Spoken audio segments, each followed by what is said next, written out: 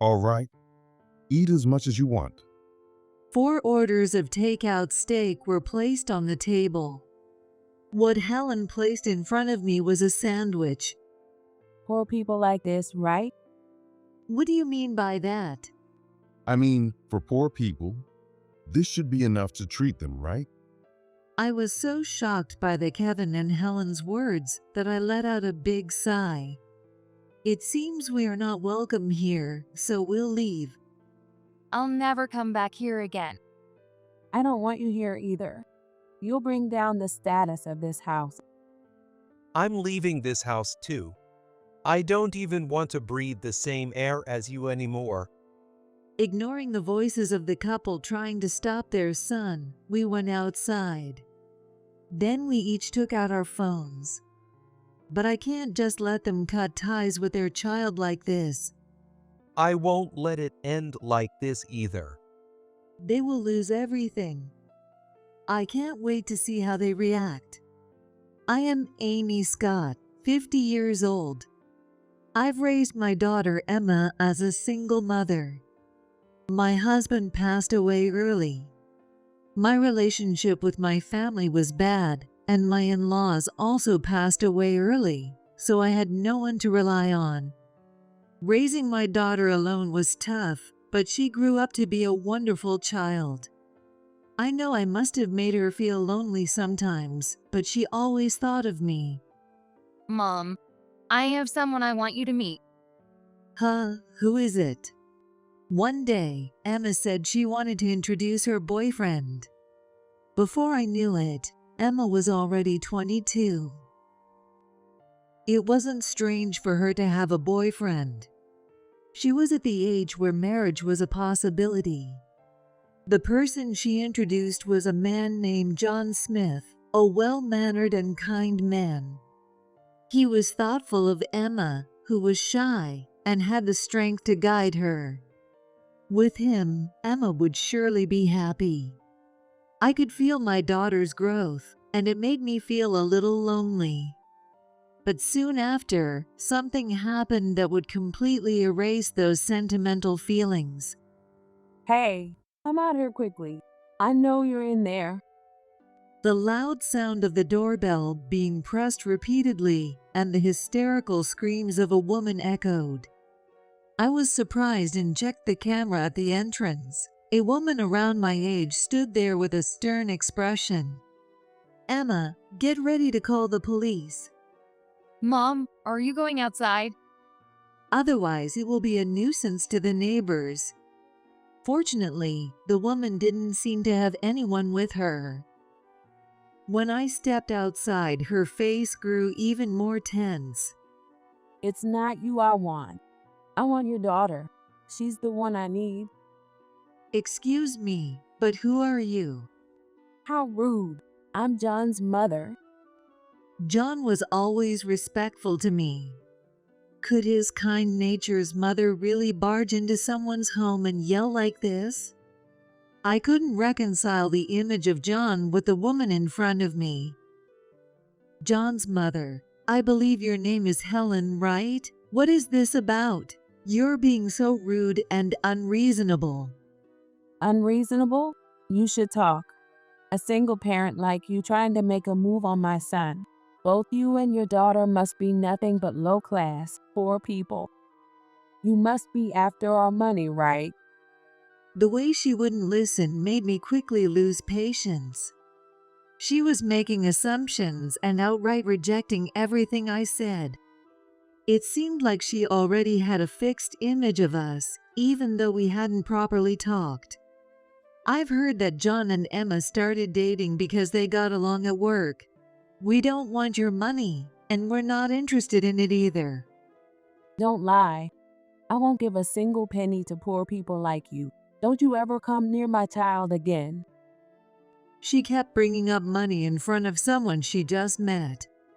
And not only that, but saying she had no intention of giving any. It was clear who the petty one really was. The intercom camera had been recording the whole time, both the conversation and the video. Maybe I should just quickly close the door and call the police. As I was thinking that, John appeared from across the street. He must have heard our argument and came running, his face pale. What are you doing? How did you find this place? Stay away from Emma and Amy. His voice was low and harsh, like he was speaking to a stranger, not his own mother. Helen, who had been pulled away from me, revealed her irritation and started yelling at her own son. What kind of way is that to talk to a mother who's worried about you? You're being deceived. You should break up with that daughter of a single parent right now.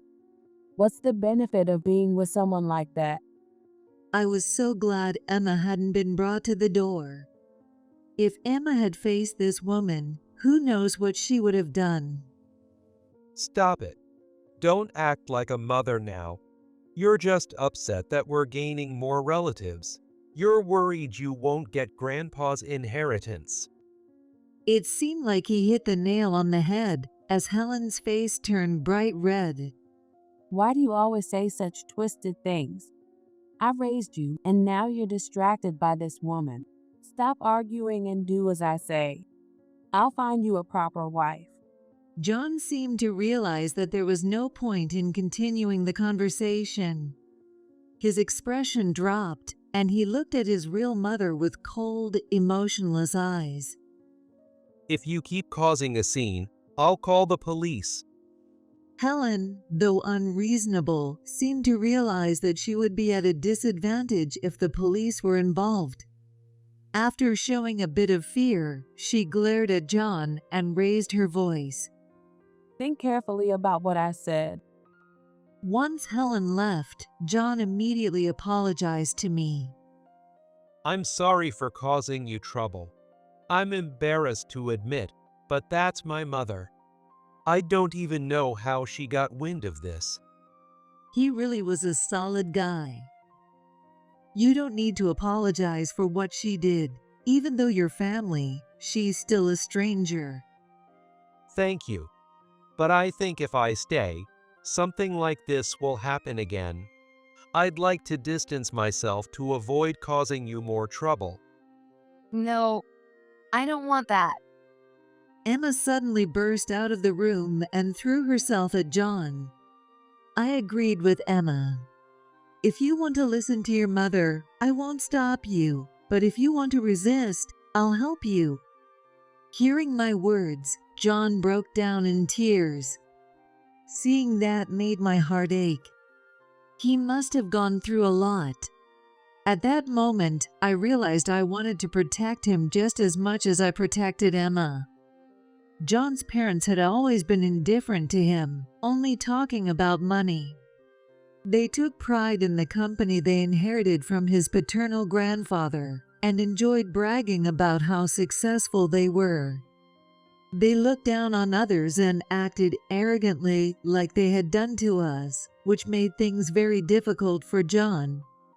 He confessed, somewhat embarrassed, that after hearing about me from Emma, he became envious. He had already given up on talking to his parents, but after seeing how they treated us, he reconsidered and harshly scolded them. Thanks to that, Helen stopped coming to our house after that. Instead, she invited us over to apologize. It's not something that can just be brushed off. If you're uncomfortable, I'll refuse. While I admired John for his firm attitude, I shook my head.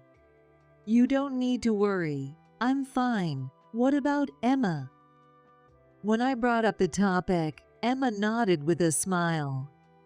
We might have to keep up with family relationships from now on. Towards the end, she seemed to get embarrassed by what she said and looked down, her face turning red. John was blushing as well, and I couldn't help but smile at how cute it was. I knew I had to stay strong to protect these two. With renewed determination, I decided to visit John's family home. As expected from a company president who constantly boasted about money, the house was a mansion. When we passed through the large gate and reached the entrance, John's parents greeted us. "Thank you for inviting us." We're honored to be here. As Emma and I appreciated their invitation, John's father, Kevin Smith, smiled. Oh, it's great to have you here. Please come right in. He glanced at Emma but wouldn't even make eye contact with me. At first glance, it looked like he was being polite to both of us, but the way he kept glancing at me with a smirk made it seem like he was trying to provoke me. Must have been tough walking all the way here, huh? Or maybe you're young enough to handle it. Kevin and his wife had been talking only to Emma and completely ignoring me. John, standing behind them, had veins popping on his forehead, looking like he was about to yell. Emma looked confused, glancing around nervously. I couldn't believe that people my age would act so childish with such petty harassment. It was unpleasant, but if I got angry now, it would play into their hands. It's about time for lunch. I ordered steak today as an apology. You probably haven't had it much, have you? Their words were full of sarcasm.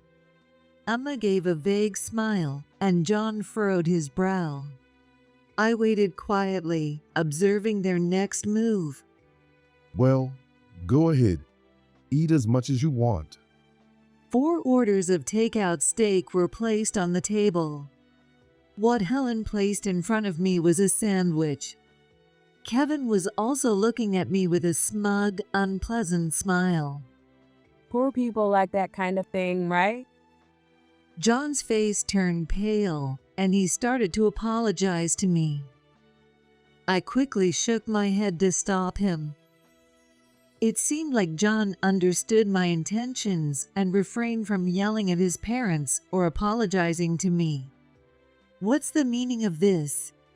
It's simple, isn't it? A poor person should be happy with this kind of hospitality. You should be grateful just to even be allowed into this house. Emma's face lost all color, and she seemed to shrink. John, shaking with anger, glared at his parents. It's a waste to serve steak to someone like you. You probably wouldn't even know what it tastes like. And then Helen's attack shifted toward Emma. You have to choose now. Either cut ties with your poor mother and follow our rules, or go back to being poor.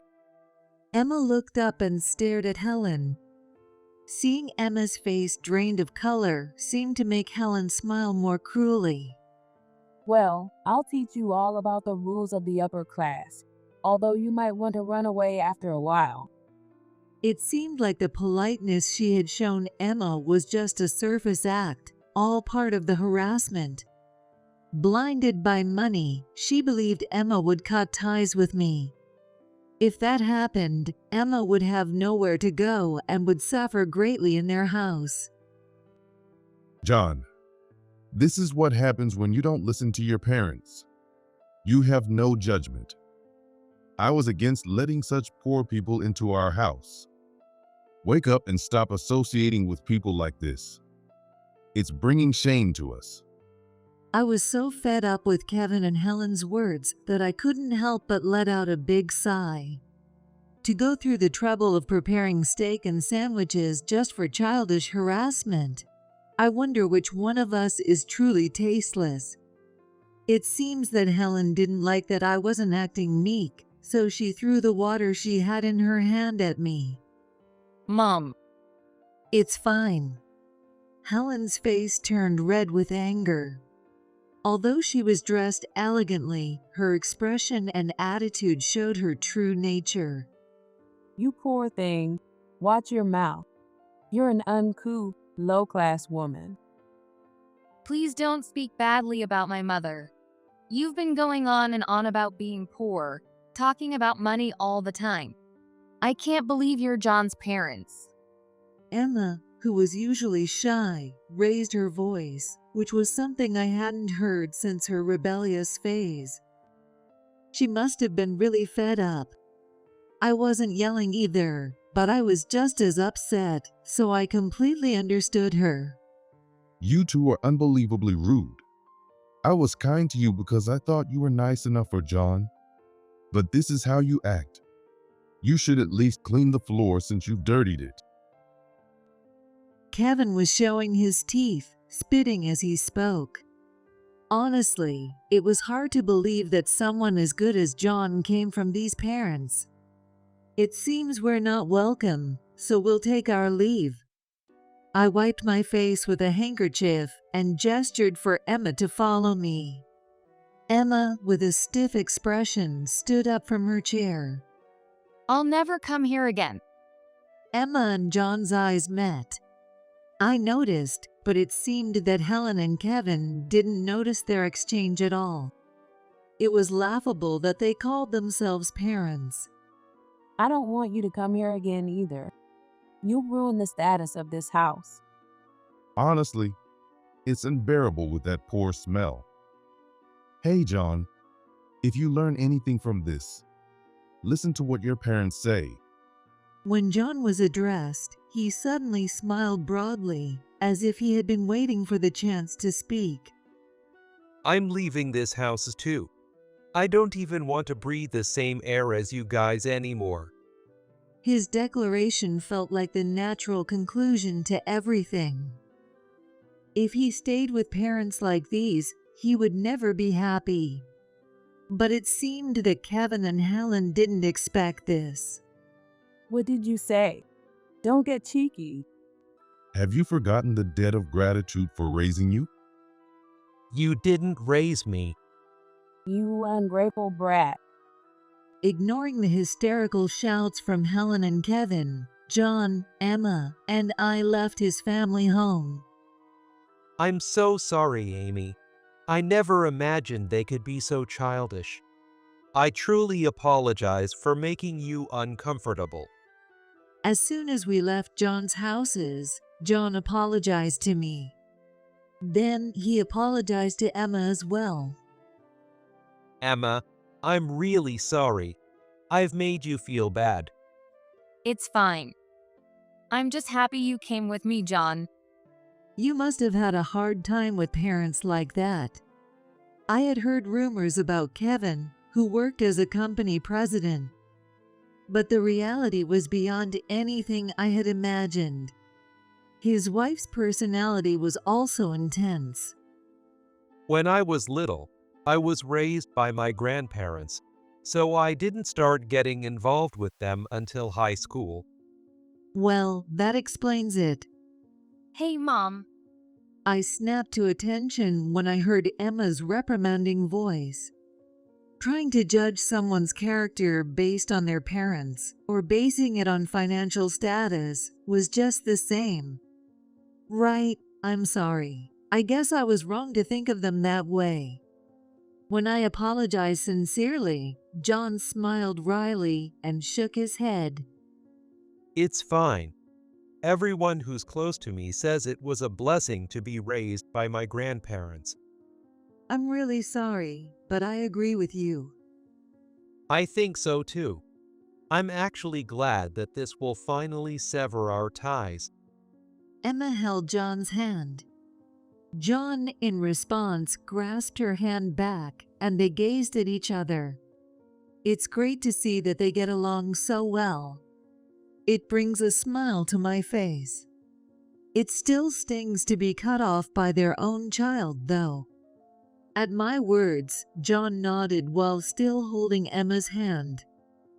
I don't intend to let it end just like this either. John took out his phone, and we each made calls to different places. We had already discussed this before heading to his family's home. They would lose everything.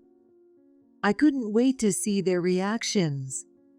The next day, as I was heading to work, Helen and Kevin showed up. Hey, you poor thing. What did you do? Why are the business deals being canceled? Why is everyone mentioning your name? I couldn't help but frown when the two of them approached, as if to interrupt me. It was expected, but hearing their yelling still gave me a headache. Where's John? Get him out here. You took him, didn't you? I slapped Helen's hand away as she lunged at me and spat out, "I'll call the police." At my words, both Kevin and Helen flinched and stopped in their tracks. It seemed they were scared of the police after all. At least they seemed aware of how unreasonable they were, which was something. "Kevin, maybe you should remember who your business partners are. I never thought I'd get such harassment from a fellow in the same industry." What? What do you mean, business partner? What are you talking about? It seemed they truly had no idea. I couldn't even begin to express my disbelief. How they could still brag about being a president was beyond me. "I'm the president. I took over my late husband's company. We've had some business dealings with your company. Though, it was because of the help we got from your predecessor that we continued working together. After my husband passed away, I didn't know anything, but the former president and his wife were very kind to me. They always said to me that we should help each other, and they taught me everything about the industry and running a company. Without them, I wouldn't be where I am today. That's why I kept doing business with their company, even though the current president's reputation was bad. I was treated to childish harassment the other day, and I haven't heard any good things from your company's staff, so I decided to end our business relationship. There are many companies like mine that continue doing business because of the debt we owe to the previous president. But with the current president's bad reputation and the declining quality of their goods, many companies are now reconsidering whether to keep doing business with them. Your reputation in the industry is terrible, you know. Most companies currently working with you are still doing so because they feel indebted to the previous president. Since you angered him, it's only natural for everyone to pull away." John had reported to the previous president. The previous president had run the company with his wife, and they were very attached to their company and achievements. The current president, who showed no respect for either, had angered them deeply. "I think once you two retire, I might consider working with the next president." Well, most people around me feel the same way. The next president. Where did you hear that? It seemed that they had been informed of the future plans by the previous president before coming here. Helen, visibly panicked, was glared at by Kevin. Shut up. Don't say anything unnecessary. It was a reasonable judgment, but angering the previous president was the same as making an enemy of the entire industry. No matter what they tried to do now, it was too late. Hey, get John out here. We need to talk. You know where he is, don't you? John went to his grandparents' house, your father's place. It seems the previous president has been preparing to kick you out for a long time. By now, they're probably planning the board meeting. Besides, the previous president's wife was much better at handling things than Helen.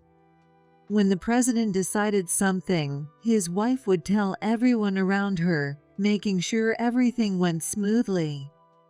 I had seen such scenes many times before. These people, who should have had far more opportunities to see this kind of thing than I, were clearly still learning nothing, and it was very disappointing. Why is this happening? Both your father and mother are too soft on their grandchild, and now everyone is believing this woman's story. Helen tore at her hair, letting out a hysterical scream. Kevin, apparently too distracted by his wife, turned his back to me and started shouting. Hey, are you serious? Let's go to the other house right now. There's no need for that. The calm, firm voice that spoke was John's. I noticed a car parked nearby with the door to the driver's seat open. It seemed that John had driven himself here. In 4 days, there's going to be a board meeting at the company. You will be asked to step down as president. Grandpa plans to disown you. At John's words, Kevin's eyes widened. Soon, his face turned bright red, and he began shouting once again. John, how dare you speak to your real parents like that? Following her husband, Helen also raised her voice, blaming John in a shrill tone. What do you mean you want him to quit as president? You're trying to kick out your own parents and take over the company. Their argument was utterly selfish. They had driven the company to the brink of collapse, but they didn't seem to realize it. If it were me, I'd be frowning by now, but John remained completely composed. I'm doing it to protect the employees and the company. Besides, I don't recall being raised by you two. Grandpa and Grandma took care of me. It seemed that John's calmness was getting under their skin. Kevin's face turned a deep, dark shade, and his expression was filled with murderous intent. Although they were cornered to the extreme, John remained completely composed. In the end, it was their son who had pushed them to this point. It was no surprise that they were furious, completely ignoring their own actions up to this point. As expected, Kevin glared at John with a fierce look, lunging at his own son. You ungrateful brat. I couldn't help but worry about John. If someone as enraged as that were to attack, who knew what could happen? However, my worry proved to be unnecessary. Enough. This is ridiculous. An elderly man emerged from the back seat of the car John had driven. He scolded them sharply. Suddenly, everything in the scene froze as if time had stopped. This man was none other than the previous company president, Alex, John's grandfather. Dad, what are you doing here? Kevin, who had just been filled with rage toward his own son, now turned pale and started panicking. Although he had been raised to be brazen, it seemed he couldn't stand up to the previous president. You've been acting in a way that I can't just stand by. If you keep causing trouble, I'll call the police. Kevin's eyes wandered, and he reluctantly lowered his raised fist. Helen, with a flattering smile, tried to cozy up to the previous president. Oh, Alex, please don't say such terrible things to your own son. Helen, be quiet. The one who reprimanded her for her disgraceful behavior was the previous president's wife. She was John's grandmother and, like the previous president, had the energy of someone far younger than her age suggested. She glared at Helen with a stern face. Many of the employees have come to me, saying you've treated them like servants. Are you two really trying to destroy the company? It had been a while since I last saw them, but their presence was undeniably strong. Looking at them, it was clear to me that Kevin and Helen weren't suited to run the company. Only John, their grandson, carried a similar aura to them. This is a misunderstanding. I've been working for the company's sake, and this treatment is just too much. The thunder from the previous president fell on Kevin, who was still making excuses. Because of you, our company's reputation has gone down the drain. I never want to see your face again. You won't be allowed to come inside our house ever again. The heavy shout vibrated through the air. Unlike Kevin's shout, which had been fueled by his emotions. Meanwhile, the president's wife, though not shouting, maintained a firm and dignified stance. The next president will be John. All the other board members agree. It's painful to leave the sick company in the hands of my grandson, but we will do everything we can to support him. There's no way I'm letting you two handle this company anymore. Even as an outsider, I could feel how angry they both were. They had spent so much time building this company, and now it had been destroyed. Moreover, they had made their beloved grandson suffer embarrassment. That was more than enough reason to cut them off. This is terrible. What are we supposed to do now? We've worked so hard, and now just one mistake. And this is how we're treated? One mistake. Do you really think that's all it is? John, who had been silent until now, scoffed. He had suffered greatly because of his parents, so I'm sure he had plenty he wanted to say. You don't even understand the current state of your own company, do you? You two are just wasting away the trust built by your grandfather and grandmother. His loud voice felt like a long suppressed outburst. He had probably wanted to call them out like this for a long time. To back him up, the previous president spoke up. The reason John didn't join our company, but instead joined another in the same industry, was to rebuild our company, which you nearly destroyed with your reckless management. He asked to be taught about the industry and management, saying he wanted to learn from a good company. I had heard this from John as well. He had said the people at the company were very kind once they understood the situation. They had said that if the company went under, it would be a problem for everyone, and that they were grateful to the previous president. And that's where he met Emma too. He told me he would work hard to join on his own merit. Kevin turned out to be a failure, but I'm glad John turned out well. It seemed that both the previous president and John had been preparing for this moment to finally get rid of Kevin and Helen. The employees of the company must have endured so much mistreatment while trying to protect it. I hoped their efforts and feelings would be rewarded. I was willing to do everything I could to help. Now, I felt like I could finally repay the kindness I had received from the previous president. I suddenly noticed the previous president's wife glancing at me. She smiled at me, then turned her stern gaze back toward Helen and Kevin. The person you've been mocking, Amy, is someone who is running the company her husband left behind, all on her own, and protecting many employees.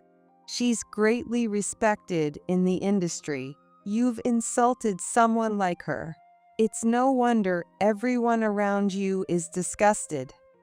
Suddenly being brought up like this, I felt a bit embarrassed.